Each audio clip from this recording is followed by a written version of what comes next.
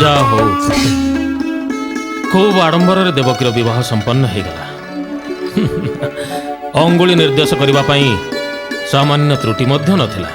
आपण तो जानती पिता, देवकी को मु केते भल पाए।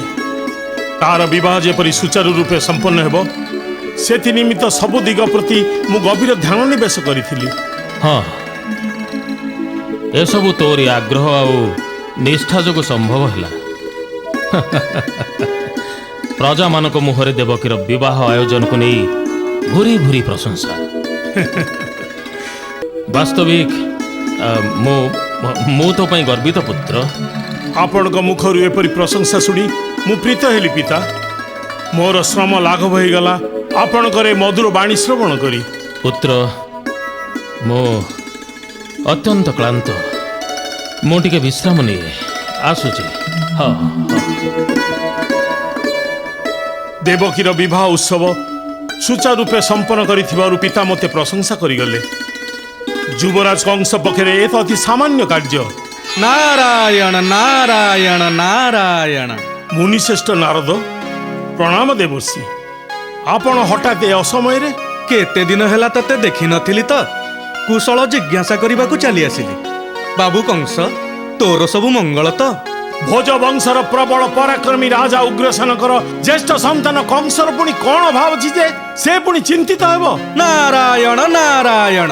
सुनिली देवकीर विवाह बेस आडंबर रे संपन्न करिछु। ठीक सुनिचंदी देवर्षि। समग्र राज्य रे केवल सेई विवाहर चर्चा। किंतु ए सुख बेसी दिन रहिब त? कहा विषय रे कहउचंदी देवर्षि? देवकीर? ना ना ना, तोरी कथा कहूची। तोर ए सुख केते दिन बा रहिब? काहेकि न रहिब देवर्षि?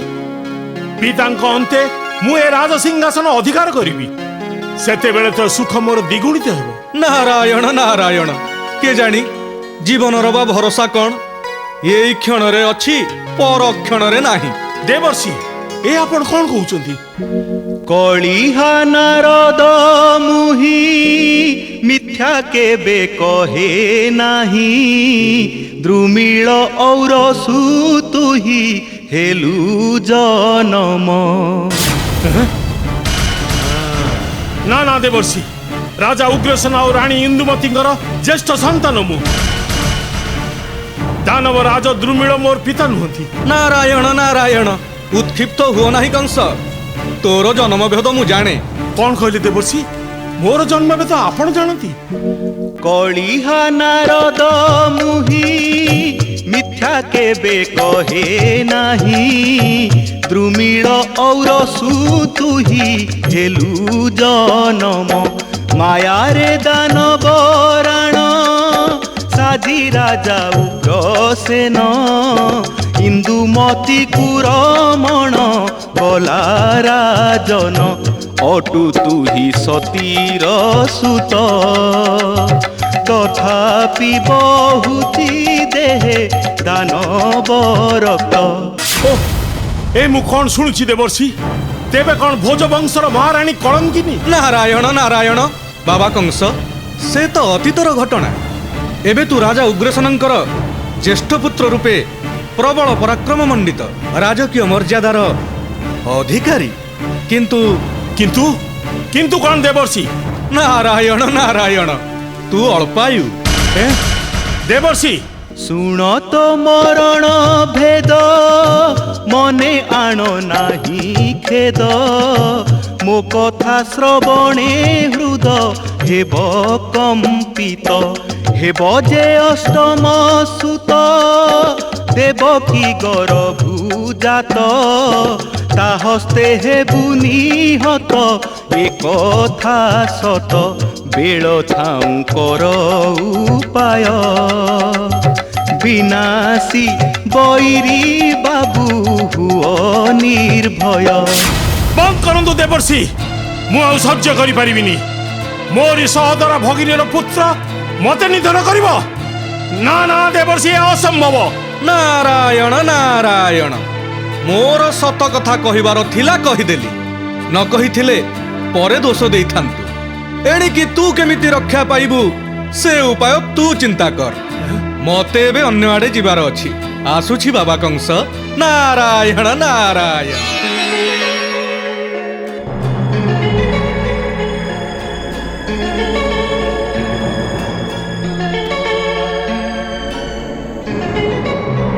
देवर्षि नारद कहीगले देवकीर पुत्र संतान हस्तरे मोर मृत्यु हेब ना, असंभव। प्रबल पराक्रमी प्रचंड बलशाली कंस को निधन करिब सामान्य देवकीर पुत्र। किंतु किंतु देवर्षि तो केबे मिथ्या कहती नहीं। ना ना ता केबे हेबाकु देबी नहीं।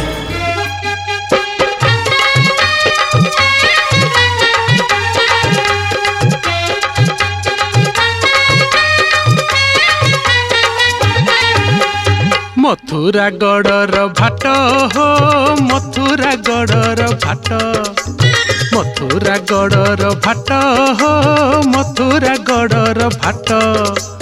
कंस राजा वीर पेशिछि डगर, कंस राजा वीर पेशिछि डगर। राइजे लागिब नाट हो राइजे लागिब नाट।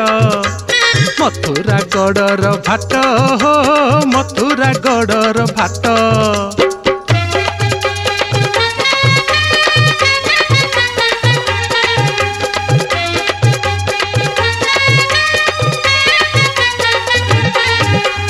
राजा उग्रसेन धार्मिक राजन कंस तार ज्येष्ठ सुत।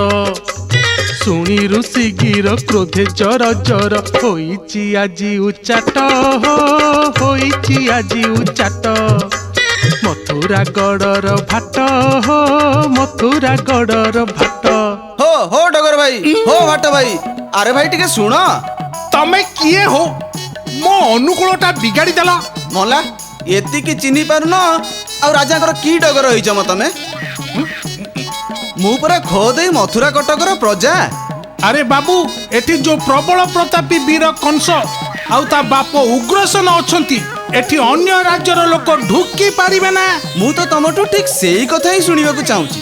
हो डगर भाई ए राइज जाकर लोक एबे जेमती अष्टमल्ल वीर को उत्पात रे हिनस्ता हेलेनी ना। मते जहा लागुची ए मथुरा कटक आउ दिन कईटारे मसाणी हेई जीवो। हाँ ए राइज को तो एबे शनि दशा पड़िछि बोली जानो। अच्छा राजा उग्रसेन कोन ए विषय रे किछि जानंतिनी? केमिति जानिबे? आए युवराज कंस जेमिति धूमधाम रे देवकी मां को बाहागरटा करी देले, राजा उग्रसेन सेत्री एते खुशी जे तांको धारणा तांको पुओ भली आउ केही नांती। हाँ मु भी तो ठीक सेया भाबुथली आउ। हौ एते बड़ पार्टी रे किछि कहना। से सबु राजा घर बड़ गहन कथा। एटी दांडटारे डिबी डिबी बजेले ना मोर पैतृक प्राण टिकक भी आउ रहिबनी। हौ हौ मु जाए मोर तेने राइज जाकर काम बाकी।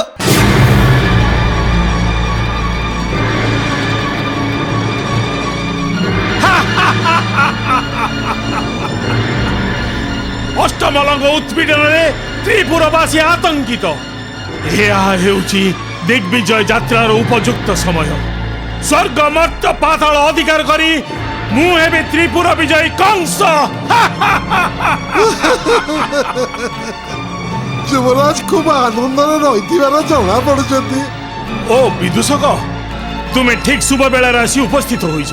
शुभ बेला मु किछि बुझी पालेनी आज्ञा। तुमे तो जान विदूषक मोर आदेश पाई अष्टमल किपरि तांडव सृष्टि करि चलिछंती। मोर नाम शुणिया मात्रे समस्ते भयरे थरहर। एभली परिस्थिति ही मो पाई दिग्विजय यात्रार उपयुक्त समय। आपण दिग्विजय यात्रा करिबे एबे काईकी तुम मुखमंडल रे ए प्रश्न चिन्ह काईकी? क्षमा करिबे युवराज, छोट मुहर बड़ कथा। कुआ काईकी तुम मन रे प्रश्न उंकी मारुछि? प्रश्न नुहे युवराज, सब कथार बड़ा दांड सुंदर थाए। चोक पाग ठीक न रहिना से कामर मूल्य रहे। तुमे कौन कहबाकू चाहूछ विदूषक? इंगित न करी निर्भय रे प्रकाश कर। कथा कौन कि युवराज, मुकुट विहीन वीर पक्षरे दिग्विजय यात्रा शोभा पाएना। अर्थात आग राजा ही सारंतु तापर राज्य जय करिवार आशा पोषण कले सुंदर समस्त को सुंदर दिशिब। किंतु विदूषक मोर पिता राजा उग्रसेन अद्यावधि जीवित। ଯାହା କୁହନ୍ତୁ ଯୁବରାଜ, ଆପଣଙ୍କ ଭଳି ପିତୃଭକ୍ତ ପୁତ୍ର ମୁଁ କେବେ ଦେଖିନି। ତୁମେ ତୁମେ ତାହେଲେ କଣ କହିବାକୁ ଚାହୁଁଛ ବିଦୂଷକ? ରାଜା ଉଗ୍ରସେନ ତ ବୁଢା ହେଲେଣି, ରାଜ୍ୟ ଶାସନ କରିବା ତାଙ୍କ ପାଖରେ କଷ୍ଟକର ହେଇ ପଡ଼ିଲାଣି। ତେଣୁ ପୁତ୍ର ହିସାବରେ ଆପଣ ତାଙ୍କର ଦାୟିତ୍ୱ ନେଲେ ସେଥିରେ ଅସୁବିଧା କଣ? ତା ଛଡ଼ା ଆପଣ ଯଦି ଏବେ ଦିଗ୍ବିଜୟ ଯାତ୍ରା ନ କରିବେ ତାହେଲେ ଆଉ କରିବେ କେବେ? ଠିକ ଅଛି, ମୁଁ ପ୍ରଥମେ ରାଜସିଂହାସନରେ ଅଭିଷିକ୍ତ ହେବି, ତାପରେ ହେବ ମୋର ଦିଗ୍ବିଜୟ ଯାତ୍ରାର ଶୁଭାରମ୍ଭ। ମତେ ଏଇ କ୍ଷଣି ରାଜା ଉଗ୍ରସେନ ନିକଟକୁ ଯିବାକୁ ହେବ। ମୁଁ ଆସୁଛି ବିଦୂଷକ। ଆଜ୍ଞା। ଆସ ଆସ ପୁତ୍ର। ମହାମନ୍ତ୍ରୀ, ତୁମେ ଏବେ ଆସିପାର। ଯଥାଜ୍ଞ ମଣିମା। କହ ପୁତ୍ର, ହଠାତ୍ ପିତାକୁ ସ୍ମରଣ କରି ଏମିତି ଚାଲି ଆସିଲୁ? ଏକ ଅଭିଳାଷ ନେଇ ମୁଁ ଆପଣଙ୍କ ନିକଟକୁ ଆସିଛି ପିତା। କହ, କଣ ତୋର ଅଭିଳାଷ? ମତେ ଆପଣ ମଥୁରାର ରାଜସିଂହାସନ ଅର୍ପଣ କରନ୍ତୁ।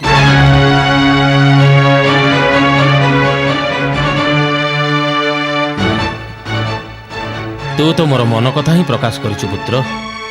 ଆପଣଙ୍କ ମନ କଥା? ହଁ ପୁତ୍ର, କିଛି ସମୟ ପୂର୍ବରୁ ଏଇ କଥା ମୁଁ ମହାମନ୍ତ୍ରୀଙ୍କୁ କହୁଥିଲି।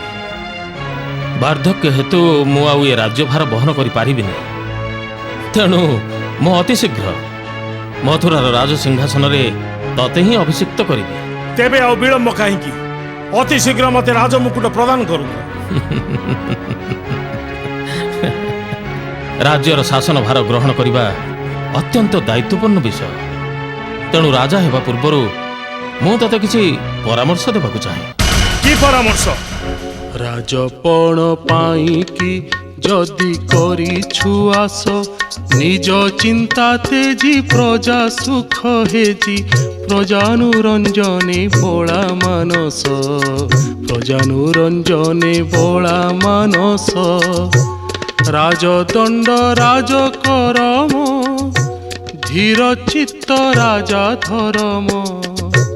ରାଜଦଣ୍ଡ ରାଜକରମ, ଧୀର ଚିତ୍ତ ରାଜା ଧରମ। ପ୍ରଜାର ବିପତ୍ତି ଲାଗି ପ୍ରାଣପାତି, ପ୍ରଜାର ବିପତ୍ତି ଲାଗି ପ୍ରାଣପାତି। ପାଳିବୁ ତୋ ରାଜ୍ୟ ଧରି ସାହସ, ପାଳିବୁ ତୋ ରାଜ୍ୟ ଧରି ସାହସ। ସତ୍ୟ ନ୍ୟାୟ ନିଷ୍ଠା ଚରି, ନିଜ ସ୍ୱାର୍ଥ ଦେବୁ ପାଶୋରି। ସତ୍ୟ ନ୍ୟାୟ ନିଷ୍ଠା ଚରି, ନିଜ ସ୍ୱାର୍ଥ ଦେବୁ ପାଶୋରି। ଧର୍ମ ପଥେ ଚଳି ସୁଖେ ପ୍ରଜା ପାଳି, ଧର୍ମ ପଥେ ଚଳି ସୁଖେ ପ୍ରଜା ପାଳି। ବଢ଼ାଇବୁ ରାଜ କୁଳର ଯଶ, ବଢ଼ାଇବୁ ରାଜ କୁଳର ଯଶ। ମୁଁ ଆପଣଙ୍କ ପରାମର୍ଶ ଗ୍ରହଣ କରିବାକୁ ବାଧ୍ୟ ନୁହେଁ। ମୁଁ କେବଳ ଏତିକି ଚାହେଁ, ଆଜିଠାରୁ ମୁଁ ହେବି ମଥୁରା କଟକର ରାଜା। କଣ କହିଲୁ? ମୋର ପରାମର୍ଶ ତୁ ଗ୍ରହଣ କରିବୁ ନାହିଁ? ତେବେ ଶୁଣ, ମଥୁରା ସିଂହାସନ ଉପରେ ତୋର କୌଣସି ଅଧିକାର ନାହିଁ। ଅଧିକାର ନାହିଁ? ଭୁଲି ଯାଆନ୍ତୁନି ପିତା, ଭୋଜ ବଂଶର ଜ୍ୟେଷ୍ଠ ଦାୟଦ ମୁଁ। ମଥୁରା ସିଂହାସନ ମୋର ଜନ୍ମଗତ ଅଧିକାର। ଅଧିକାର ପ୍ରାପ୍ତ ହେବା ପାଇଁ ଯୋଗ୍ୟତା ଥିବା ଆବଶ୍ୟକ। ତୁ ମୋର ପରାମର୍ଶ ଗ୍ରହଣ ନ କରି ନିଜକୁ ଅଯୋଗ୍ୟ ବୋଲି ପ୍ରମାଣିତ କରିଛୁ। ଫଳରେ ନହେଲେ ମୁଁ ଜୋର କରି ମୋର ପ୍ରାପ୍ୟ ଆଦାୟ କରିବି। କଣ କହିଲୁ? ଏତେ ଦମ୍ଭ ତୋର? ମୁଁ ବୀର ଚୂଡ଼ାମଣି କଂସ। ଏଇ ଉଦିତ ଖଡ୍ଗ ହିଁ ମୋର ବୀରତ୍ୱର ପରିଚୟ। ମୁଁ ଆପଣଙ୍କୁ ଶେଷ ଥର ପାଇଁ ପଚାରୁଛି, ମଥୁରା ସିଂହାସନରେ ମତେ ଅଭିଷିକ୍ତ କରିବେ ନା ନାହିଁ? ମୁଁ ଯଦି ବାରଣ କରେ, ତେବେ ବଳପୂର୍ବକ ମୁଁ ଏ ରାଜ ସିଂହାସନ ଅଧିକାର କରିବି। ଓ ବୁଝିଲି। ତୁ ତେବେ ଠିକ ଅଛି। এই সিংহাসন পাই পিতা পুত্র মধ্যে এক কলঙ্কিত অধ্যায় সৃষ্টি হো ମୁଁ ଚାହେଁ ନା। ତୁ ମୋର ଜ୍ୟେଷ୍ଠ ପୁତ୍ର, ନ୍ୟାୟତଃ এই ସିଂହାସନର ତୁ ଅଧିକାରୀ। এই ନେ କଂସ, ମୋର ଏ ରାଜମୁକୁଟ ମୁଁ ତତେ ଦଉଛି। ଆଜିଠାରୁ ତୁ ହେଲୁ ଏ ମଥୁରା କଟକର ରାଜା। ମୁଁ ଆସୁଛି ପୁତ୍ର। ଈଶ୍ୱରଙ୍କ କୃପାରୁ ତୋର ସ୍ୱଭାବରେ ପରିବର୍ତ୍ତନ ହଉ। ମୁଁ ଆସୁଛି। ପରିବର୍ତ୍ତନ? ପରିବର୍ତ୍ତନ ତ ଘଟି ସାରିଛି ପିତା। ମୁଁ ଆଉ ରାଜା ଦେଶକୁ ଅପେକ୍ଷା କରିଥିବା ରାଜକୁମାର ନୁହେଁ। ମୁଁ ଆଜିଠାରୁ ବିରାଧି ବୀରବର ପ୍ରବଳ ପରାକ୍ରମୀ କଂସ ନରେଶ।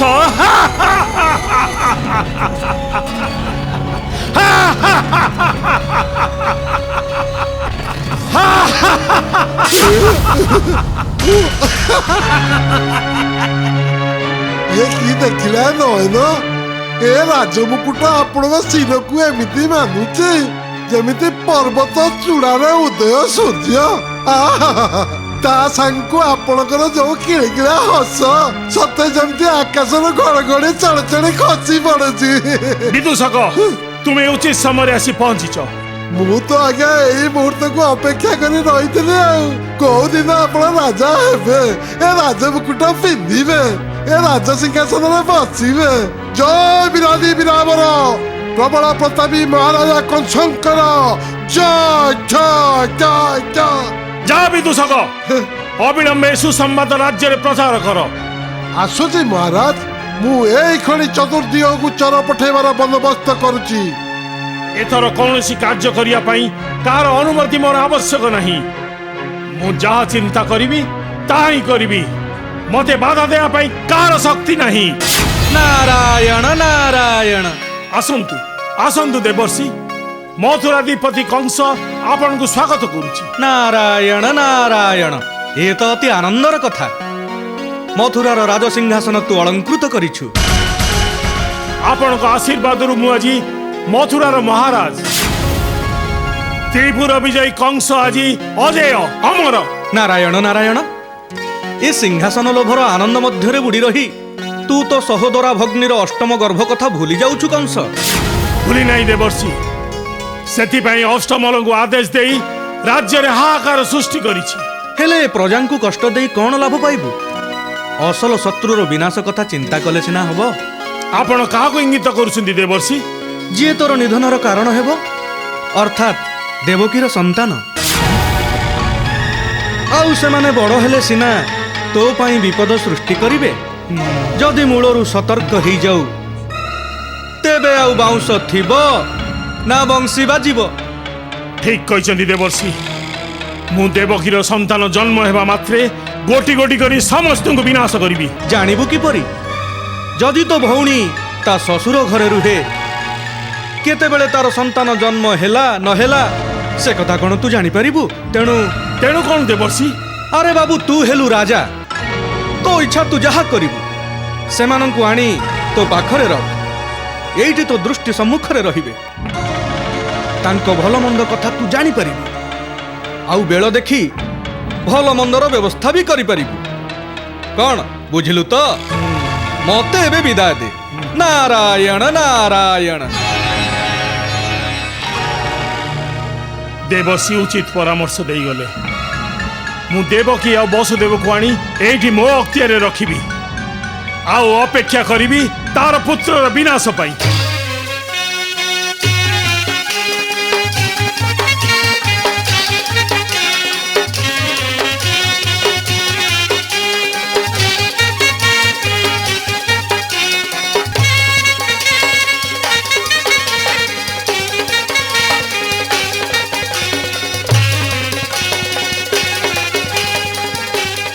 ଆସ ଆସ ଭଉଣୀ ଦେବକୀ, ଆସ ରାଜା ବସୁଦେବ। ହଠାତ୍ ଆମକୁ ସ୍ମରଣ କଲେ ଯେ? କ'ଣ କିଛି ଅଘଟଣ ଘଟିଲା କି ବୀର? ନା ନା, ଅଘଟଣ ନୁହେଁ, ବରଂ କହିପାର ତୁମମାନଙ୍କ ଆଗମନ ମୋର ମଙ୍ଗଳର ସୂଚନା। ତୁମେ ଦୁହେଁ ଜାଣି ଖୁସି ହେବ, ମୁଁ ତ୍ରିପୁର ବିଜୟୀ କଂସ ଏବେ ମଥୁରାର ଅଧିପତି। ସମଗ୍ର ମଥୁରାଗଡ଼ ଆଜି ଆନନ୍ଦ ମୁଖରିତ, ପ୍ରଜାକୁଳ ଉଲ୍ଲସିତ। ଏସବୁ ଦେଖି ଆନନ୍ଦରେ ମୋ ଛାତି ଫୁଲି ଉଠୁଛି। କିନ୍ତୁ ଏସବୁ ଆନନ୍ଦ ମଧ୍ୟରେ ଗୋଟିଏ ନିରାନନ୍ଦ ବିଷୟ ମୋତେ ବାରମ୍ବାର ବିଚଳିତ କରୁଛି ଭଉଣୀ। ନିରାନନ୍ଦ ବିଷୟ? ସେ ପୁଣି କ'ଣ କଂସାସୁର? ତାହା ହିଁ ପ୍ରକାଶ କରିବି ବୋଲି ମୁଁ ତୁମମାନଙ୍କୁ ନିମନ୍ତ୍ରଣ କରିଛି। କେଉଁ ବିଷୟରେ ଭାଇ? ସଂକୋଚ ନ କରି ଶୀଘ୍ର ପ୍ରକାଶ କର। ତୁମେ ଦୁହେଁ ସତ୍ୟ କଲେ ମୁଁ ସେ କଥା ପ୍ରକାଶ କରିବି। ଏମିତି କି କଥା ଅଛି ଯେ ସେଥିପାଇଁ ଆମକୁ ସତ୍ୟ କରିବାକୁ ପଡ଼ିବ? ତୁମେ ମୋର ଅତି ଆଦରର ସହୋଦର ଭାଇ, ମୋ ପ୍ରାଣରୁ ଅଧିକ। ତୁମେ ଚାହିଁଲେ ତୁମ ପାଇଁ ମୁଁ ମୋ ଜୀବନକୁ ବି ବଳି ଦେଇପାରେ। ନା ନା, ତୋ ଜୀବନ ବଳି ଦେବାର ପ୍ରয়োଜନ ନାହିଁ ଭଉଣୀ। ତୁମେ ଦୁହେଁ କେବଳ ସତ୍ୟ କରିବ, ତ୍ରିବାର ସତ୍ୟ। କଂସାସୁର ଯେତେବେଳେ ଚାହୁଁଛନ୍ତି ତାଙ୍କ ମନରେ ସଂଶୟ ନଜର ନାହିଁ, ଆମେ ଦୁହେଁ ସତ୍ୟ କରିବା ଦେବ କି? ବେଶ, ଯେମିତି ତମର ଇଚ୍ଛା। ଆମେ ଦୁହେଁ ସତ୍ୟ କରୁଛୁ ଭ୍ରାତା କଂସ। ସତ୍ୟ ସତ୍ୟ ସତ୍ୟ ତ୍ରିବାର ସତ୍ୟ। ତେବେ ଶୁଣ, ତ୍ରିପୁର ବିଜୟୀ କଂସ ଅଜେୟ ସତ୍ୟ, କିନ୍ତୁ ଅମର ହୋଇପାରିନି। କାରଣ ତାକୁ ଯେ ନିହତ କରିବ ତାର ସେଇ ପରମ ଶତ୍ରୁ ଆଉ କେହି ନୁହେଁ, ସେ ତୋରି ଗର୍ଭଜାତ ସନ୍ତାନ। ଭାଇ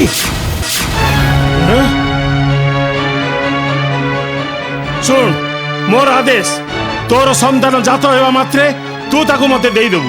କଳା ଶିଶୁ ତମର କି କ୍ଷତି କରିବ? ଅକାରଣରେ ତମେ ତାକୁ। ନା ନା, ମୁଁ ସେ କଥା କିଛି ଶୁଣିବିନି। ତୁମେ ଦୁହେଁ ସତ୍ୟ କରିଛ। ତୋର ସନ୍ତାନ ବଞ୍ଚି ରହିଲେ ମୋର ମୃତ୍ୟୁ ସୁନିଶ୍ଚିତ। ସେ ସନ୍ତାନ ଜନ୍ମ ହେବା ମାତ୍ରେ ମୁଁ ତାକୁ ହତ୍ୟା କରିବି। ଏତେ ନିଷ୍ଠୁର ହୁଅନି ଭାଇ। ମୁଁ ମା, ଗର୍ଭଧାରିଣୀ। ମୋ ରକ୍ତ ଦେଇ ମୁଁ ତାକୁ ଗଢ଼ିବି। ତମେ ଯଦି ତାକୁ। ତୋ ଆଖିର ଲୁହ ମୋ ନିକଟରେ ମୂଲ୍ୟହୀନ। ଆଜିଠାରୁ ତୁମେ ଦୁହେଁ ମୋ କାରାଗାରରେ ବନ୍ଦୀ ରହିବ। ଆଉ ତୋର ସନ୍ତାନ ଜନ୍ମ ହେବା ମାତ୍ରେ ତୁ ତାକୁ ମୋ ହାତରେ ଦେଇଦେବୁ। ନା ନା ନା ଭାଇ, ତମେ ଆଉ ଥରେ ଚିନ୍ତା କର। କାନ୍ଦ ନା ଦେବକୀ। ଆମେ ସତ୍ୟ କରିଛେ, ସେ ସତ୍ୟ ଆମକୁ ରକ୍ଷା କରିବାକୁ ପଡ଼ିବ। ଆକାଶରୁ ବଜ୍ର ପଡ଼ିଲେ ମଧ୍ୟ ଆମକୁ ସହ୍ୟ କରିବାକୁ ପଡ଼ିବ। ବେଶ, ମୋ ସନ୍ତାନକୁ ହତ୍ୟା କରିବା ପାଇଁ ତମର ଯଦି ଏତେ ଇଚ୍ଛା, ତେବେ ମୋ ସନ୍ତାନ ଜନ୍ମ ହେବା ମାତ୍ରେ ମୁଁ ତମ ହାତକୁ ଟେକି ଦେବି। ତମେ ତମ ଖଡ୍ଗରେ ସେଇ କଳା ଶିଶୁକୁ ମୋରି ଆଖି ଆଗରେ ନିଃଶେଷ କରିଦେବ। ମୁଁ ସେ ମରଣ ଦୃଶ୍ୟ ଦେଖି ତମର ମଙ୍ଗଳ କାମନା କରିବି। ତମେ ପରା ମୋର ଭାଇ, ମୋ ସହୋଦର। ମୋ ସନ୍ତାନର ଜୀବ ପଛେ ଯାଉ, ହେଲେ ତମ ଜୀବନର ମୂଲ୍ୟ ତ ଅଧିକ। ମୁଁ ପଛେ ସନ୍ତାନ ହୁଏ, ହେଲେ ମୋ ଭାଇ ତ ବଞ୍ଚିବ। ବେଶ, ଏତେବେଳେ ତୁ ଠିକ୍ ବୁଝିପାରିଛୁ। ଚାଲ, ମୋ ପ୍ରିୟ ଭଗ୍ନୀ ଆଉ ଭଗ୍ନୀପତିଙ୍କୁ ମୁଁ ନିଜେ ନେଇ କାରାଗାରରେ ଛାଡ଼ି ଦେଇ ଆସିବି। ଆସ।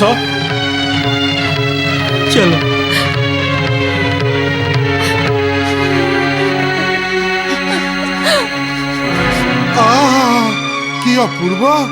କି ଅପୂର୍ବ ଦୃଶ୍ୟ।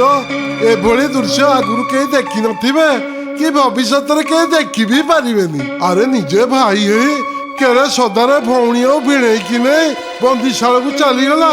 ଇଏ ବାପାଠୁ ସିଂହାସନ ଛଡ଼େଇ ଆଣିଲା।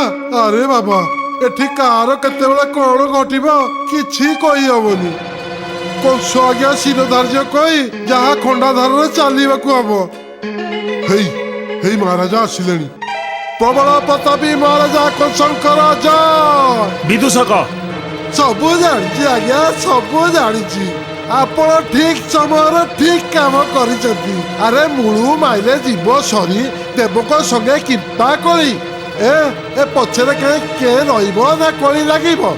ବିଦୂଷକ, ଆଜ୍ଞା ଯାଅ, ପିତା ଉଗ୍ରସେନଙ୍କୁ ଏଠାରେ ଯଥାଶୀଘ୍ର ଉପସ୍ଥିତ ହେବାକୁ ସମ୍ବାଦ ଦିଅ। ଆଜ୍ଞା ମହାରାଜ। ଆଜ୍ଞା ଛାମୁ, ମତେ ଏଠିକି ଆସିବା ପାଇଁ ସମ୍ବାଦ ପଠାଇଥିଲେ କି? ହଁ ମୁଁ ଦୁସୁଲି। ଶୁଣ, ବର୍ତ୍ତମାନ ଦେବକୀ ଆଉ ବସୁଦେବ କାରାଗାରରେ ବନ୍ଦୀ। କାହିଁକି ମଣିମା? ବିଚାରୀ କେତେ କଷ୍ଟ ପାଇବେ। ଚୁପ୍ କର। ଆଜ୍ଞା ଚୁପ୍ ହେଲି। ଶୁଣ, ଦେବକୀର ସନ୍ତାନ ଜନ୍ମ ହେବା ମାତ୍ରେ ତୁ ମତେ ଖବର ଦେବୁ, ବୁଝିଲୁ? ବୁଝିଗଲି ମଣିମା। କଣ ବୁଝିଲୁ? ଖବର ଦେବି ସାଙ୍ଗେ ସାଙ୍ଗେ। ଆଜ୍ଞା ମଣିମା। ହଉ, ତୁ ଏଥର ଯା। ପୁତ୍ର କଂସ, ଏ ଅସମୟରେ ହଠାତ୍ ମତେ ସମ୍ବାଦ ଦେଲୁ। ତୋର ସବୁ କୁଶଳ ତ? ରାଜାର କୁଶଳ ଜାଣିବାର ଧୃଷ୍ଟତା କର ନାହିଁ। କଂସ, ମଥୁରାଧିପତିକୁ କିପରି ସମ୍ବୋଧନ କରିବାକୁ ହୁଏ ତା ମଧ୍ୟ ତୁମକୁ ଶିଖାଇବାକୁ ପଡ଼ିବ। ଶୁଣ, ରାଜ୍ୟରେ ରାତ୍ରି ଜଗୁଆଳ କାର୍ଯ୍ୟ ସୁଚାରୁ ରୂପେ ସମ୍ପାଦିତ ହେଉନାହିଁ। ମୋର ଆଦେଶ, ଆଜି ଠାରୁ ତମେ କଟୁଆଳ କାର୍ଯ୍ୟ କରିବ। କଟୁଆଳ କାର୍ଯ୍ୟ? ପୁଣି ମୁଁ? ହଁ ତୁମେ।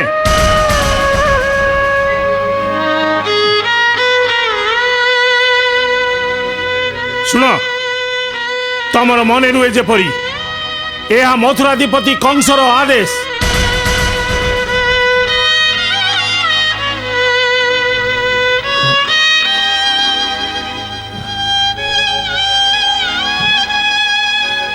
ହେ ପ୍ରଭୁ, ମୁଁ ଏ କ'ଣ ଶୁଣିଲି? ଯୋଉ ପୁଅକୁ ମୁଁ ପ୍ରାଣଠୁ ବଳି ଭଲ ପାଉଥିଲି, ଶେଷରେ ସେ ମୋତେ କଟୁଆଳ କରିଦେଲା।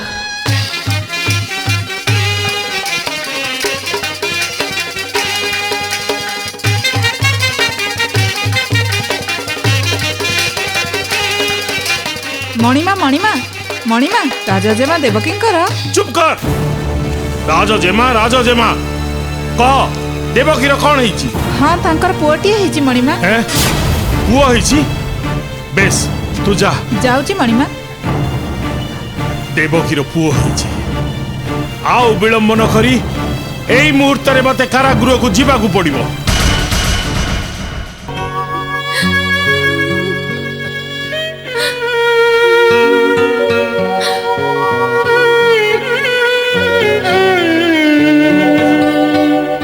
ଦେବକୀ, ଏ କଣ ତମ ଆଖିରେ ଲୁହ? ସ୍ୱାମୀ, ହେ ଆମର ପ୍ରଥମ ଜାତ ପୁତ୍ର ସନ୍ତାନ। କାଚ କେନ୍ଦୁ ପରି ଢଳ ଢଳ ଆଖି, କଳା କଳା ଭ୍ରୁଲତା, ସତରେ ସତରେ କି ସୁନ୍ଦର। ପୁତ୍ର ସନ୍ତାନର ରୂପ ଦେଖି ଆନନ୍ଦ କରିବାର ଅବସର ନାହିଁ ଦେବକୀ। ହୁଏତ କଂସ ଆମର ପୁତ୍ର ଲାଭ କଥା ଶୁଣି ସାରିଥିବ। ଆମେ ଯଦି କୌଣସି ପ୍ରକାରେ ଆମ ଶିଶୁ ପୁତ୍ରକୁ ନେଇ ମଥୁରା ପରିତ୍ୟାଗ କରି ଚାଲି ଯାଇ ପାରନ୍ତେ। ନା ନା, ଅସମ୍ଭବ ଦେବକୀ। ଆମେ ସତ୍ୟ କରିଛେ, ସତ୍ୟ ଭଙ୍ଗ କଲେ ଆମର ଅପଯଶ ହବ। ତା ଛଡ଼ା ମଥୁରାଗଡ଼ର କଟୁଆଳ ହେଉଛନ୍ତି ରାଜା ଉଗ୍ରସେନ। ଏ ଅବସ୍ଥାରେ ରାଜ୍ୟ ଛାଡ଼ି ଚାଲିଯିବା ଆଦ୍ୟ ସମ୍ଭବ ନୁହେଁ। ତା ବୋଲି କ'ଣ ମୁଁ ମୋ ଶିଶୁ ପୁତ୍ରକୁ ଭାଇ କଂସକୁ ଟେକି ଦେବି? ତା ଛଡ଼ା ଅନ୍ୟ ଉପାୟ ନାହିଁ ଦେବକୀ। ଛାତିକୁ ପଥର କରି ହୃଦୟର ଯନ୍ତ୍ରଣାକୁ ଚାପି ରଖି ଆମକୁ ଆମ ସତ୍ୟ ପାଳନ କରିବାକୁ ହବ। ଅତି ନିର୍ମମ ଭାବରେ ଆମ ସନ୍ତାନକୁ କଂସ ହାତରେ ଟେକି ଦେବାକୁ ହବ। ଦେବକୀ, କାହିଁ ତୋର ସନ୍ତାନ?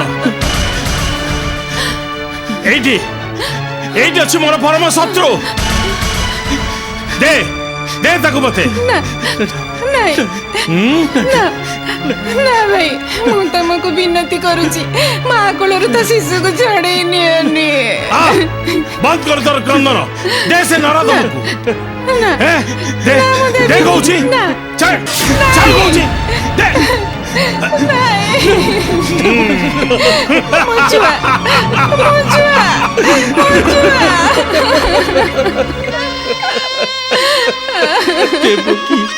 हे भगवान, हे दृश्य देखिबा आगରୁ ମତେ ମୃତ୍ୟୁ ହେଲାନି କାହିଁକି?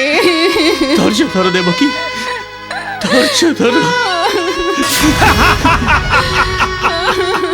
ମଥୁରାଧିପତି କଂସକୁ ସଂହାର କରିବ ଛାର ଏକ ଶିଶୁ।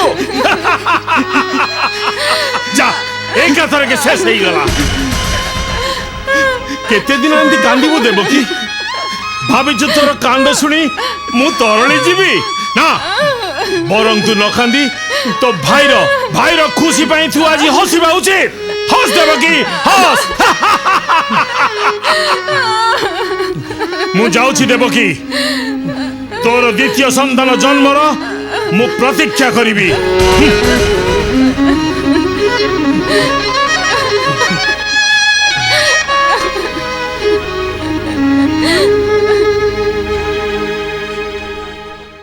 ନାରାୟଣ ନାରାୟଣ। ପ୍ରଣାମ ପ୍ରଭୁ। ଦେବର୍ଷି, ହଠାତ୍ ଅସମୟରେ? ହେ ଅନ୍ତର୍ଯ୍ୟାମୀ, ଆପଣଙ୍କୁ ବା କେଉଁ ବିଷୟ ଅଗୋଚର? ସବୁ ଜାଣି ମଧ୍ୟ ଆପଣ ଏପର୍ଯ୍ୟନ୍ତ ନୀରବ କାହିଁକି ପ୍ରଭୁ? ତୁମେ କାହା କଥା କହୁଛ ଦେବର୍ଷି? ସେହି ନିଷ୍ଠୁର ଅତ୍ୟାଚାରୀ କଂସାସୁର କଥା କହୁଛି ପ୍ରଭୁ। ଦେବର୍ଷି, କଂସାସୁରର ଅତ୍ୟାଚାରରେ ତୁମେ ଚିନ୍ତିତ? ମୋତେ ତ ଆଶ୍ଚର୍ଯ୍ୟ ଲାଗୁଛି। ନାରାୟଣ ନାରାୟଣ, ଆଶ୍ଚର୍ଯ୍ୟ ଲାଗୁଛି? କାହିଁକି ପ୍ରଭୁ? ଏସବୁର ଅସଲ ସୂତ୍ରଧର ତ ତୁମେ ତାର ମୃତ୍ୟୁଭେଦ ପ୍ରକାଶ କରିବା ପରେ ସେ ଅଧିକ ଅତ୍ୟାଚାରୀ ହୋଇ ଉଠିଛି। ଏ ପରିସ୍ଥିତି ପାଇଁ ତୁମେ ହିଁ ଦାୟୀ। ନାରାୟଣ ନାରାୟଣ, ଆପଣ ସିନା ମତେ ଦୋଷ ଦଉଛନ୍ତି ପ୍ରଭୁ, କିନ୍ତୁ ଆପଣ ତ ମୋ ଚରିତ୍ର ଜାଣନ୍ତି। ଜଳନ୍ତା ଅଗ୍ନିରେ ଘିଅ ଢାଳିବା ମୋ କାମ, ଅତି ହେଲେ ସିନା ଇତି ହେବ। ସତ୍ୟ କହିଛ ଦେବର୍ଷି, ତୁମ ଫାନ୍ଦରେ ଯିଏ ପଡ଼ିଛି ତାର ଆଉ ନିସ୍ତାର ନାହିଁ। ନାରାୟଣ ନାରାୟଣ, ଯୁଗ ଯୁଗ ଧରି ଆପଣଙ୍କ ମହିମା ପ୍ରଚାର କରିବା ପାଇଁ ତ ମୁଁ ସେପରି କରିଛି ପ୍ରଭୁ। ଯିଏ ସତ୍ୟର ସଙ୍ଗ ତ୍ୟାଗ କରି ପାପ ପଥରେ ଧାବମାନ ହୁଏ, ତାର ଧ୍ୱଂସ ତ୍ୱରାନ୍ୱିତ କରିବା ତ ମୋର କାମ ପ୍ରଭୁ। ମୁଁ ସ୍ୱୀକାର କରୁଛି ଦେବର୍ଷି, କଂସର ଆଉ ଅଧିକ ଦିନ ବଞ୍ଚି ରହିବା ଉଚିତ ହେବ ନାହିଁ। ସେ କାର୍ଯ୍ୟର ଭିତ୍ତି ସ୍ଥାପନ ମୁଁ କରିସାରିଛି ପ୍ରଭୁ। ମୁଣ୍ଡି ମାରିବେ ଆପଣ। ସେଇଥିପାଇଁ ତ ଆପଣ ସ୍ୱୟଂ ଦେବକୀର ଅଷ୍ଟମ ଗର୍ଭରେ ସ୍ଥାନ ପାଇବା ପାଇଁ ସଂକଳ୍ପ କରିଛନ୍ତି। ଦେବର୍ଷି, ତୁମକୁ କେଉଁ କଥା ବା ଅଗୋଚର? ତେବେ ଦେବକୀ ଗର୍ଭରେ ସ୍ଥାନ ପାଇବାକୁ ହେଲେ ବହୁ ବିଘ୍ନକୁ ସମ୍ମୁଖୀନ କରିବାକୁ ହେବ। ଜଗତର କଲ୍ୟାଣ ପାଇଁ ଯୁଗ ଯୁଗ ଧରି ଗୋଲୋକ ବିହାରୀଙ୍କୁ କଷ୍ଟ ସହ୍ୟ କରିବାକୁ ପଡ଼ିଥାଏ ପ୍ରଭୁ। ବେଶ, ତାହା ହିଁ ହେବ ଦେବର୍ଷି। ନିରୂପିତ ସମୟରେ ମୁଁ ମାତା ଦେବକୀଙ୍କ ଗର୍ଭରୁ ଜନ୍ମ ଲାଭ କରିବି। ମୋତେ ଏଥର ବିଦାୟ ଦିଅନ୍ତୁ ପ୍ରଭୁ। ଦେବଗଣଙ୍କ ମଧ୍ୟରେ ଏ ସୁସମ୍ବାଦ ପ୍ରଚାର କରିବା ନିମନ୍ତେ ମୁଁ ଚାଲିଲି ପ୍ରଭୁ। ନାରାୟଣ ନାରାୟଣ।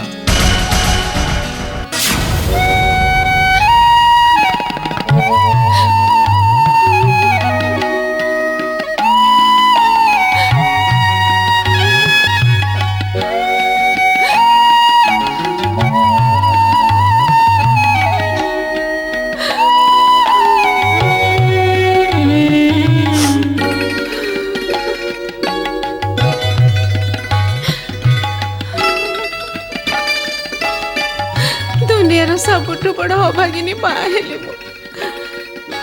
ହେ ପ୍ରଭୁ, ଯଦି କାହାକୁ ମା ହବାର ସୌଭାଗ୍ୟ ଦିଅ, ତାହେଲେ ମୋ ଭଳି ତାକୁ ଦଣ୍ଡ ଦିଅ ନା ପ୍ରଭୁ। ମୋ ଭଳି ଦଣ୍ଡ ତାକୁ ଦିଅନି। ଶାନ୍ତ ହୁଅ ଦେବକୀ। ଆଖିରୁ ଏମିତି ଅନବରତ ଲୁହ ଢାଳିଲେ ଆମ ଦୁର୍ଦ୍ଦଶା କ'ଣ ଘୁଞ୍ଚିଯିବ? ଯେ ପର୍ଯ୍ୟନ୍ତ ଆମର ସତ୍ୟ ସତ୍ୟ ସତ୍ୟ ସତ୍ୟ ସତ୍ୟ କରିଛି ବୋଲି କ'ଣ 6ଟି ପୁତ୍ର ସନ୍ତାନକୁ ହରାଇବା ପରେ ମୁଁ ନୀରବ ମୁକ ହେଇକି ପଡ଼ି ରହିବି? ତମେ ପୁରୁଷ, ମାର ଅନ୍ତର ବେଦନାକୁ ତମେ କ'ଣ ବୁଝିବ?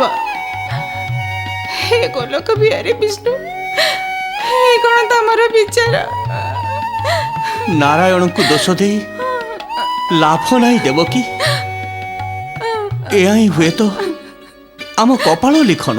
ସ୍ୱାମୀ, ସତ୍ୟ ରକ୍ଷା କରି ଧର୍ମ ପଥେ ଚଳି ସତ୍ୟ ଲାଗି ତୁମେ ହୋଇଛ ସତୀ।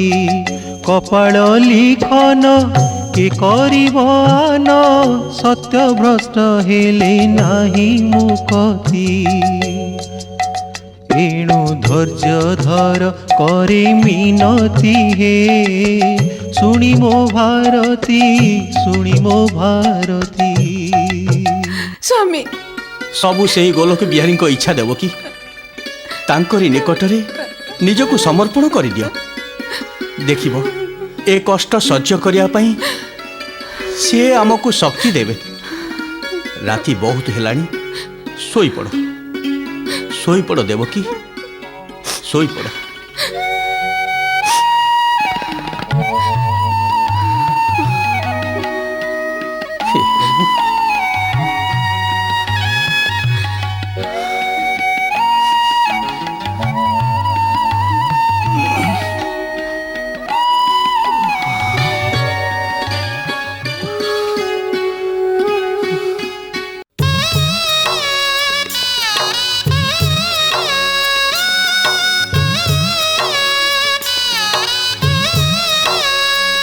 ଓ ଡଗର ଭାଇ, ଓ ଆରେ ଟିକେ ଶୁଣ।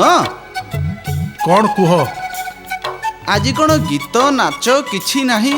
କିଛି ନ ଜାଣିଲା ଭଳିଆ ମୁହଁ ଶୁଖେଇ ଚୁପଚାପ ଯାଉଛ। ହସିବାକୁ ଆଉ କ'ଣ ଅଛି ଯେ ହସିବି? ରାଜା ଘରେ ଚାକିରି କରିଛି ବୋଲି ଇଚ୍ଛା ନଥାଇ ବି ନାଚୁଥିଲି, ଗାଉଥିଲି। ହେଲେ ହେଲେ ଆଉ ପାରୁନି। କାହିଁକି? କ'ଣ ହେଲା କି? କ'ଣ ହେଲା? ହୟ କିଛି ନ ଜାଣିଲା ପରି ଛୋପରା ହଉଛ। ଆହେ, ଦେବକୀ ବସୁଦେବଙ୍କ ପରି ଦେବତା ସମାନ ମଣିଷ ବନ୍ଦୀଶାଳାରେ କି କଷ୍ଟ ନ ପାଉଛନ୍ତି ସେମାନେ। ଇଆଡ଼େ ବନ୍ଦୀଶାଳାରେ ଦିନ କାଟୁଛନ୍ତି, ପୁଣି ତା ସାଙ୍ଗକୁ ଆଖି ଆଗରେ ଗୋଟାଏ ପରେ ଗୋଟାଏ ପିଲାକୁ। ଏ ଦୁନିଆରୁ ଧର୍ମ ସରିଗଲାଣି କି? ସତରେ ଭାଇ, ଏସବୁ ଦେଖି ଶୁଣି ମତେ ଆଉ ଜମା ଭଲ ଲାଗୁନି। ହଉ ଶୁଣ, ହେଇଟି କାହାକୁ କହିବନିଟି, ତମେ ବିଶ୍ୱାସୀ ଲୋକ ବୋଲି ତମକୁ କହିଦେଲି। ଇଚ୍ଛା ହଉଛି ଏ ରାଇଜ ଛାଡ଼ି ଆଉ କୁଆଡ଼େ ଲୁଚି ପଳେଇବି। ମୋ ମନ କଥା ଜାଣି ତମେ କହିଦେଲ ଆଉ। ନା, ଏତେ ପାପ ଆଉ ଏ ଆଖି ଦେଖି ପାରିବନି। ହଉ ହଉ ଭାଇ, କୁଆଡ଼େ ବାହାରିଥିଲ ଯାଅ, ମୋର ବି ତେଣେ ଡେରି ହେଇଯାଉଛି। ହଉ ହେଇଟି କାହାକୁ କହିବନିଟି। ନା ହଉ ନା। ହଉ ଯା।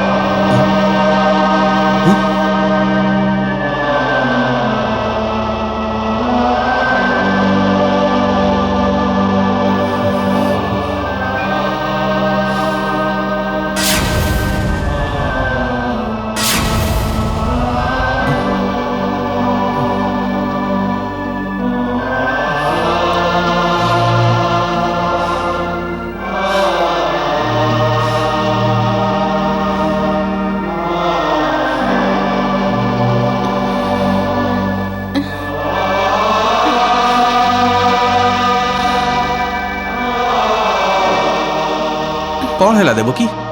ହଠାତ୍ ଉଠି ବସିଲ କାହିଁକି? କେହି ଜଣେ ଆସିଥିଲା, ତା କୁନି କୁନି ହାତର ସ୍ପର୍ଶ ମୁଁ ଏବେ ବି ମୋ ଦେହରେ ଅନୁଭବ କରୁଛି। ଛୋଟ ପିଲାଟିଏ ନା? ତମେ କେମିତି ଜାଣିଲ? ସିଏ ମୋ ପାଖକୁ ବି ଆସିଥିଲା। ତାହାରି ସ୍ପର୍ଶରେ ମୋର ସର୍ବାଙ୍ଗ ଶରୀର ଏବେ ବି ଶିହରି ଉଠୁଛି। ସ୍ପର୍ଶ ନୁହେଁ ତ, ଯେମିତି ଯେମିତି କୋଉ ଯାଦୁକରର କୁକ ଛଡ଼ି। କେତେ ଯୁଗର ଦୁଃଖକୁ ଭୁଲେଇ ଦେଲା ଭଳି କେଡ଼େ ଆପଣାର ତାର ଅନ୍ତରଙ୍ଗ ଚାହାଣୀ। ସତେକି ମୁଁ ତାକୁ ଚିହ୍ନିଛି, ବହୁ ଆଗରୁ ଚିହ୍ନିଛି, ହେଲେ ସେ ଗଲା କୁଆଡ଼େ? ଦେବକୀ, ମତେ ଲାଗୁଛି ଆମେ ସ୍ୱପ୍ନ ଦେଖୁଥିଲେ। ନା, ସ୍ୱପ୍ନ ନୁହେଁ, ସତ। ସ୍ୱପ୍ନ ହେଇଥିଲେ ସେ ଏକା ଅନୁଭବ ଆମେ ଦୁହେଁ ଏକା ସମୟରେ ପାଇଥାନ୍ତି କେମିତି? ମୁଁ ଭାବୁଛି ଆମେ ପୁତ୍ର ଚିନ୍ତାରେ ଅଧିକ ବିଚଳିତ ହୋଇପଡ଼ିଛେ। ସେଥିପାଇଁ ଆମ ମନକୁ ଏଭଳି ଭାବନା ସବୁ କବଳିତ କରିଛି। ସ୍ୱାମୀ, ଆଉ ଅଧିକ ଚିନ୍ତା କରନା। ଯାହା ଈଶ୍ୱରଙ୍କ ଇଚ୍ଛା ତାହା ହିଁ ହେବ। ଆମେ ତ ନିମିତ୍ତ ମାତ୍ର। ସେହି ପ୍ରଭୁଙ୍କ ଲୀଳା ବୁଝିବା ପାଇଁ ଆମର ଶକ୍ତି ନାହିଁ। ରାତି ବହୁତ ହେଲାଣି, ଶୋଇପଡ଼।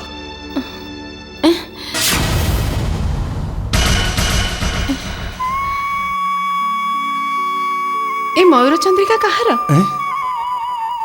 ଭାଇ କଂସର ବିନା ଆଜ୍ଞାରେ ଏ ବନ୍ଦିଶାଳାକୁ ତ ମାଛିଟିଏ ବି ପ୍ରବେଶ କରିପାରିବନି। ତାହେଲେ ଆମେ ଯାହା ଅନୁଭବ କରୁଥିଲେ ସେସବୁ ସତ ଥିଲା? ହେଲେ କିଏ ଆସିଥିଲା? କାହାର ଏ ମୟୂର ଚନ୍ଦ୍ରିକା? ମୋର ମାତା। କିଏ କିଏ ତୁମେ? ମତେ ଚିହ୍ନି ପାରୁନ ମା? ମୁଁ ପୁରା ତମର ପୁଅ। ମୋର ପୁଅ? କିନ୍ତୁ ମୋର ତ ସବୁ ପୁଅକୁ କଂସ ଭାଇ ଜନ୍ମ ବେଳରୁ ଗୋଟି ଗୋଟି କରି ମାରି ଦେଇଛି। ମୁଁ ତ ଏ ଯାଏ ଜନ୍ମ ହେଇନି ମା, ମତେ ସେ ମାରିବ କେମିତି? କିଏ? କାହାର ଏ ସ୍ୱର? ସ୍ୱୟଂ ନାରାୟଣ। ମତେ କ୍ଷମା କର ପ୍ରଭୁ ନାରାୟଣ, ମତେ କ୍ଷମା କର। ନା ନା ମାତା, ମୁଁ ତ ତମଠାରୁ କ୍ଷମା ଭିକ୍ଷା କରିବାକୁ ଆସିଛି। ପ୍ରଭୁ ପ୍ରଭୁ ନୁହେଁ, ପୁତ୍ର ବୋଲି ସମ୍ବୋଧନ କର। ମୁଁ ମାତା ଦେବକୀଙ୍କ ଗର୍ଭରୁ ଅଷ୍ଟମ ସନ୍ତାନ ରୂପେ ଜନ୍ମ ନେବି। ମୋର ଜନ୍ମ ହେବା ମାତ୍ରେ ତୁମେ ମୋତେ ନେଇ ମଥୁରା ଛାଡ଼ି ଚାଲିଯିବ। କିନ୍ତୁ ଏ କାରାଗାରରୁ ମୁଁ ଯିବି କେମିତି? ଯଥା ସମୟରେ ମୋର ମାୟା ବଳରେ ଗୋଟିଏ ପରେ ଗୋଟିଏ ଘଟଣା ସଂଗଠିତ ହେବ। ଶୁଣ, मोर जन्म समय गोपपुरर नंद राजा पत्नी यशोदांकर मध्य एक कन्या संतान जन्म हेब। तुमे गोपपुर जाई मते तांको कोଳରେ शुआई दे से कन्या संतानटी को नहीं चली आसब। ए कथा जेपरि तुमे भूली न जाओ। मु एबे प्रस्थान करुची। यथा समय मु पुणी आविर्भूत हेबी। प्रभु शुणिल तो देवकी स्वयं नारायण आसी जहाँ जहाँ कहीगले एथर आउ अश्रुपात नकरी शांति निद्रा जाओ। आस आस देवकी बस आउ चिंता कर नहीं शांति निद्रा जाओ। हे नारायण तमे ही तुमको रक्षा कर प्रभु तमे ही तुमको रक्षा कर।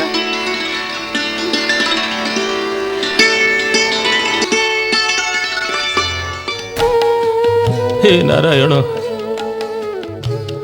मो आखि आगे सब किछि देखी मु किछि करि पारुनी। निरुपाय निसहाय मते एतिक दया करिवो प्रभु।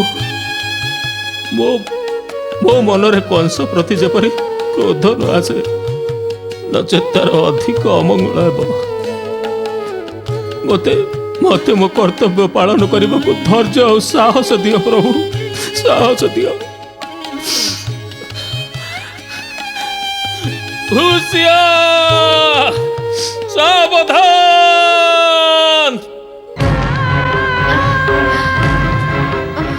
अधीर हो ना देवकी। निषाद केते समय बाकी अछि। आउ आउ अल्प समय देवकी। कि जंत्रणा। धैर्य धर देवकी। आउ आउ अल्प समय पर तुम जंत्रणा मुक्त हो देवकी। धैर्य धर। हे कौन समग्र कारागार एमती खोरुच कहीं धर मते। हाँ देवकी धैर्य धर। हे प्रभु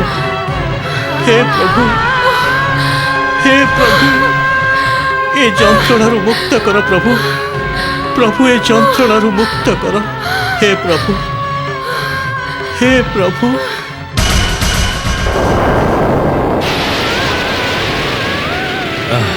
एते वृष्टि एते घनघोर अंधकार मध्य मनरे भय संचार होगा कथा किंतु मो हृदय एक अपूर्व श्रीहरण जात हो कहीं ये कि अद्भुत स्पंदन लगुच सते कि किसी गोटे परिवर्तन सूचना नहीं ए रात्रि आसी नचेत वर्षी जावाई मेघ मैंने एत व्याकुल कहीं घन कृष्ण अंधकार को चिरी विद्युतर आभात झलसी उठुचे सते कि एक नूतन प्रभातर सूचना नहीं प्रति लोमकूप मोर आनंदर तड़ित प्रवाह।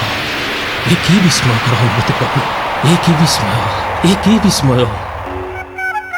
आज भाद्रव कृष्ण पक्षर अष्टमी तिथि रोहिणी नक्षत्र मो कोଳରେ स्वयं नारायण नील ठल ठल नयन जुगल कुंचित कृष्ण केश कंदर्प जिणी कांति मुखमंडल कोटि सूर्यर ज्योति शिशु रूपरे स्वयं नारायण आज देवकीर अष्टम गर्भजात पुत्र। किंतु कंस जदि ए संवाद पाई जाए तेबे मु कौन करिबी मो माता देवकी गर्भरु अष्टम संतान रूपे जन्म नेबी। मोर जन्म हेबा मात्रे तुमे मते नहीं मथुरा छाड़ी चली जीव। मोर जन्म समय गोपपुरर नंद राजा पत्नी यशोदांकर मध्य एक कन्या संतान जन्म हेब। तुमे गोपपुर जाई मते तांको कोଳରେ शुआई दे से कन्या संतानटी को नहीं चली आसब। हाँ मते जीवाकु हबो किंतु ए कारागार को अतिक्रम करी मु जीवी केमिति? चारिपटे सतर्क प्रहरी बाहरे अंधकारच्छन्न रात्रि मु एबे करिबी कौन? शुण वसुदेव तुमे आउ काल विलंब न करी शीघ्र गोपपुर अभिमुखे गमन कर। भय करनी विष्णु मायारे एबे समस्ते अचेतन। तुम विषय केही किसी जानिपारिबे ना कि एई देख विष्णु मायारे कारागार द्वार उन्मुक्त हैला। एई होची महेंद्र बेला। जाओ शीघ्र जाओ।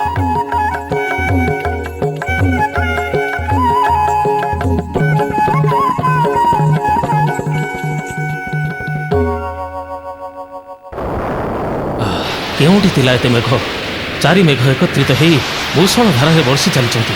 ରାତ୍ରି ବଢ଼ିବା ସାଙ୍ଗକୁ ବର୍ଷାର ପ୍ରକୋପ ମଧ୍ୟ ବଢ଼ି ବଢ଼ି ଚାଲିଛି। ନା, ଯେତେ କଷ୍ଟ ହେଉ ପଛେ ମୁଁ ମୋର କର୍ତ୍ତବ୍ୟ ପାଳନ କରିବାରେ କେବେ ପଛେଇବି ନାହିଁ। ହୁସିଆର! ସାବଧାନ! ଓଃ, କି ଭୀଷଣ ଝଡ଼ ବର୍ଷା! ଅନ୍ଧକାରରେ ପଥ ଜଣା ପଡ଼ୁନାହିଁ। ହେ ପ୍ରଭୁ, ତେବେ କ'ଣ ମୁଁ ଗୋପପୁରରେ ପହଞ୍ଚି ପାରିବି ନାହିଁ? ହୁସିଆର! ସାବଧାନ! ହୁସିଆର! ସାବଧାନ!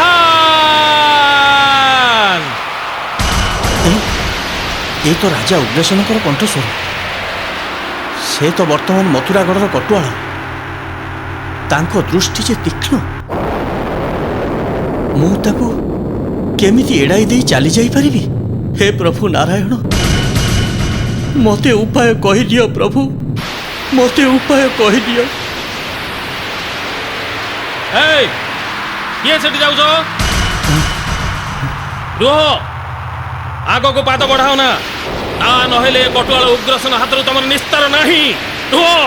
ଏଇ, କିଏ ଯାଅ ଅନ୍ଧକାରେ, ମୁହଁ ଦିଶୁ ନାହିଁ ଯେ, ବୋଝ ବୋହି ଶିର ପରେ ଯାଉଅଛୁ କାହିଁ ଯେ, ବରଷା ବତାସେ ଭିଜି ଉଆସରେ ପାଟ ଖୋଜି, ମନୁ ତୋର ଭୟ ତେଜି ଯାଉଛୁ ପଳାଇ ଯେ। କିଏ ତୁ? କ'ଣ ତୋର ପରିଚୟ? ମୁଁ ଆପଣଙ୍କର ଜାମାତା ବସୁଦେବ। ବସୁଦେବ? ମୁଣ୍ଡରେ ନବଜାତକ? ଓ, ବୁଝିଲି। ଦେବକୀର ଅଷ୍ଟମ ଗର୍ଭର ସନ୍ତାନକୁ ନେଇ ଲୁଚି ଲୁଚି ଚାଲି ଯାଉଛ। ନା, ମୋତେ ଭୁଲ ବୁଝନ୍ତୁନି। ପ୍ରକୃତରେ ଏ ଶିଶୁ। ନା, ତୁମର କୌଣସି କଥା ମୋ ଉପରେ ପ୍ରଭାବ ପକାଇବ ନାହିଁ। ଭାବିଛ ତମେ ମୋର ଜାମାତା ବୋଲି ମୁଁ ତୁମକୁ ଛାଡ଼ିଦେବି? ମୁଁ ଆପଣଙ୍କୁ ନେହୁରା ହେଉଛି। ଏ ଶିଶୁର କୌଣସି କ୍ଷତି କରନ୍ତୁ ନାହିଁ। ଆପଣଙ୍କ କନ୍ୟା ଦେବକୀର ପୁତ୍ର ଇଏ। ତା ପ୍ରତି ଆପଣଙ୍କର ଟିକେ ହେଲେ ଦୟା ନାହିଁ ରାଜା ଉଗ୍ରସେନ? ଦୟା?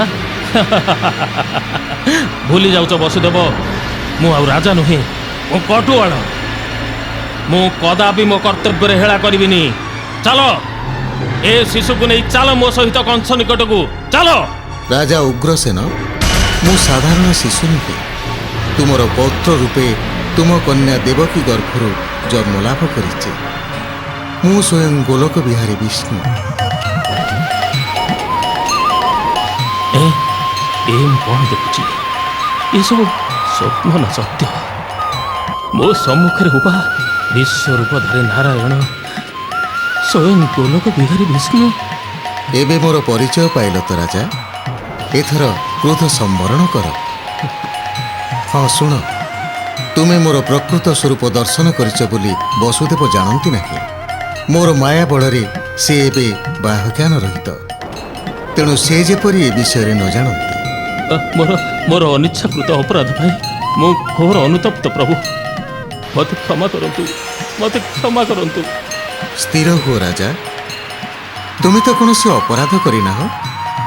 ତୁମେ ତ କର୍ତ୍ତବ୍ୟ ନିଷ୍ଠାର ମହାନ ଆଦର୍ଶ ଦେଖାଇଛ। ଦୁଃଖ କର ନା ରାଜା, ତୁମର ଏ ଦୁର୍ଦ୍ଦଶା ଖୁବ୍ ଶୀଘ୍ର ଦୂର ହେବ। ସ୍ୱୟଂ ନାରାୟଣଙ୍କୁ ମସ୍ତକରେ ଧାରଣ କରି ତୁମେ ଧନ୍ୟ ହେଇଛ, ଧନ୍ୟ ହେଇଛ। ଯାଅ, ବିଳମ୍ବ କର ନା, ଯାଅ।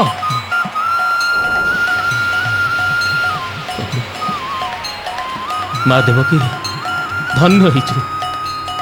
ସ୍ୱୟଂ ନାରାୟଣଙ୍କୁ ଗର୍ଭରେ ଧାରଣ କରି ତୁ ମହାଭାଗ୍ୟ ପାଇଛୁ ମା। ତୋ ଭଳି କନ୍ୟାକୁ ଜନ୍ମ ଦେଇ ମୋ ଜୀବନ ବି ଧନ୍ୟ ହେଇଯାଇଛି ମା, ଧନ୍ୟ ହେଇଯାଇଛି, ଧନ୍ୟ ହେଇଯାଇଛି। ଯମୁନା ନଦୀର ଜଳ ଉଛୁଳି ଉଠୁଛି। କ'ଣ କରିବି? କେମିତି ନଦୀ ପାର ହେବି? କେଉଁଠି ବି କେଉଁଠି ବି ନୌକାଟିଏ ଦିଶୁନି।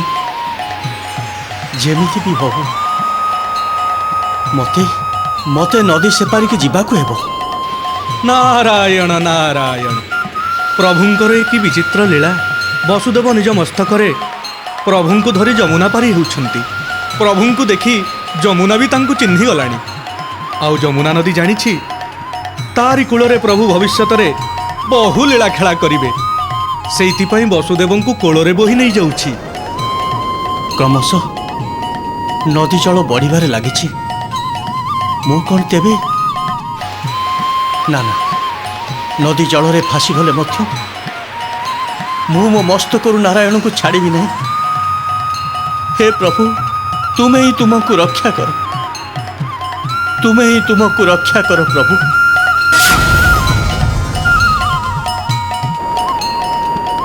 ନାରାୟଣ ନାରାୟଣ, ଯମୁନା ଦୁଇ କୂଳ ଉଛୁଳୁଛି, ହେଲେ ବସୁଦେବ ଯୋଉପଟେ ଯାଉଛନ୍ତି ସେଠି ଆଉ ପାଣି ବଢୁନି। ଲୀଳାମୟଙ୍କର ଅପୂର୍ବ ଲୀଳା ପାଇଁ ସତେ କି ଯମୁନା ଦୁଇ ଭାଗ ହୋଇଯାଇଛି। ଯୋଉ କଳିର ମଞ୍ଜି ମୁଁ ବୁଣିଥିଲି ଏବେ ତାର ସମାଧାନର ସୂତ୍ରପାତ ହେଇଛି। ଦେଖାଯାଉ ପ୍ରଭୁ ଆଗକୁ ଆଗକୁ କି ଲୀଳା ଭିଆଉଛନ୍ତି। ନାରାୟଣ ନାରାୟଣ। ମଣିମା, ମଣିମା, କିଏ? ଓ ମଧୁସୁଲି, ଦେବକୀର ଅଷ୍ଟମ ଗର୍ଭର ସନ୍ତାନ ଜନ୍ମ ନେଇଛି। ହଁ ଛାମୁ, କେତେବେଳୁ? କଣ କହିଲୁ? କେତେବେଳୁ? ଏପର୍ଯ୍ୟନ୍ତ ତୁ ମତେ ସମ୍ବାଦ ଦେଇନଥିଲୁ କାହିଁକି? ନିଦରେ ଆଖି ଟିକେ ଲାଗି ଯାଇଥିଲା ମଣିମା। ମୂର୍ଖ, ଅର୍ବାଚୀନ, ନେ ତୋ ଅପରାଧର ଶାସ୍ତି ଭୋଗ କର।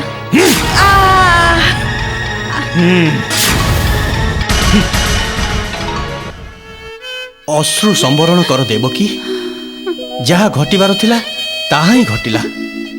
ସବୁକିଛି ବିଧିର ନିର୍ଦ୍ଦେଶ, ଆମେ ନିମିତ୍ତ ମାତ୍ର। ଯେତେ ଚେଷ୍ଟା କଲେ ବି ମୁଁ ନିଜକୁ ବୁଝେଇ ପାରୁନି ସ୍ୱାମୀ। 7ଟି ସନ୍ତାନକୁ ହରାଇବା ପରେ ବି ମୁଁ ଧୈର୍ଯ୍ୟ ଧରି ରହିଥିଲି, କିନ୍ତୁ ମୋର ଅଷ୍ଟମ ସନ୍ତାନ ତାକୁ ବି ମୋ ପାଖରୁ ହଟେଇ ଦେଲି। ସେ ବି ମୋଠୁ ଦୂରକୁ ଚାଲିଗଲା। ଶାନ୍ତ ହୁଅ ଦେବକୀ। ଗୋଲୋକ ବିହାରୀ ବିଷ୍ଣୁଙ୍କ କରୁଣାରୁ ତାଙ୍କୁ ମୁଁ ଯଶୋଦାଙ୍କ ହସ୍ତରେ ଦେଇ ତାଙ୍କଠାରୁ ଏ ନବଜାତ କନ୍ୟାକୁ ମୁଁ ନେଇ ଆସିଛି। ସମ୍ବାଦ ପାଇଲା ମାତ୍ରେ ମୋ ଭାଇ କଂସ ଏଠି ପହଞ୍ଚି ଏ ନିରୀହ ଶିଶୁଟିକୁ ଏଠୁ ନେଇଯିବ। ଦର୍ପଣଶାଳାରେ କଚାଡ଼ି ତାକୁ ମାରିଦେବ। କୁହ, କି ଦୋଷ କରିଛି ଏ କଅଁଳା ଶିଶୁ? ତମେ ନିଶ୍ଚିନ୍ତ ରୁହ ଦେବକୀ। କଂସ ଯେତେବେଳେ ଜାଣିବ ତମ ଅଷ୍ଟମ ଗର୍ଭରୁ କନ୍ୟା ଜାତ ହେଇଛି, ସେ ଏହାର କୌଣସି ଅନିଷ୍ଟ କରିବ ନାହିଁ। ଦେବକୀ, ଦେବକୀ, କାହିଁ ତୋର ଅଷ୍ଟମ ଗର୍ଭର ପୁତ୍ର? ନା ନା, ପୁତ୍ର ନୁହେଁ, ମୁଁ ଅଷ୍ଟମ ଗର୍ଭରୁ ଏକ କନ୍ୟା ଶିଶୁ ଜନ୍ମ ନେଇଛି। କନ୍ୟା? ହଁ ହଁ ରାଜା କଂସ, କନ୍ୟା। ହେଉ ପଛକେ ସେ କନ୍ୟା, ଦେ ତାକୁ ମତେ। ମୋର ପୁତ୍ର ସିନା ତମର ଶତ୍ରୁ, ହେଲେ କନ୍ୟା ତ ନୁହଁ। ବନ୍ଦ କର ତୋର ସେ ବାକ୍ଚାତୁରୀ। ତୋ ଗର୍ଭର ସନ୍ତାନ ମାତ୍ରେ ସେ ମୋର ପରମ ଶତ୍ରୁ। ଦେ ତାକୁ ମତେ। ନା ନା, ମୁଁ ଦେବିନି ମୋ କନ୍ୟାକୁ। ଦେ, ଦେ କହୁଛି, ଦେ।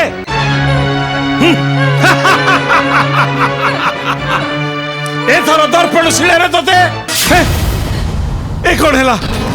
ଶିଳାରେ ପିଟିବା ପୂର୍ବରୁ ଏ କନ୍ୟା ଯେ ମୋ ହାତରୁ ଖସିଗଲା। କିଏ? କହ, ତୁ କାହିଁକି ହସୁଛୁ? ମୁଁ ବିଜୁଳି କନ୍ୟା। ତୁ ମତେ ସଂହାର କରିପାରିବୁନି କଂସ।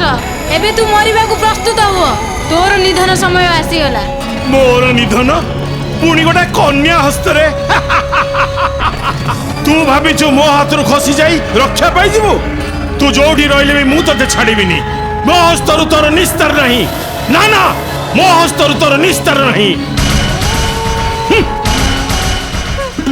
हे प्रभु, तुम्हें ही तुमको रक्षा करो प्रभु, तुम्हें ही तुमको रक्षा करो।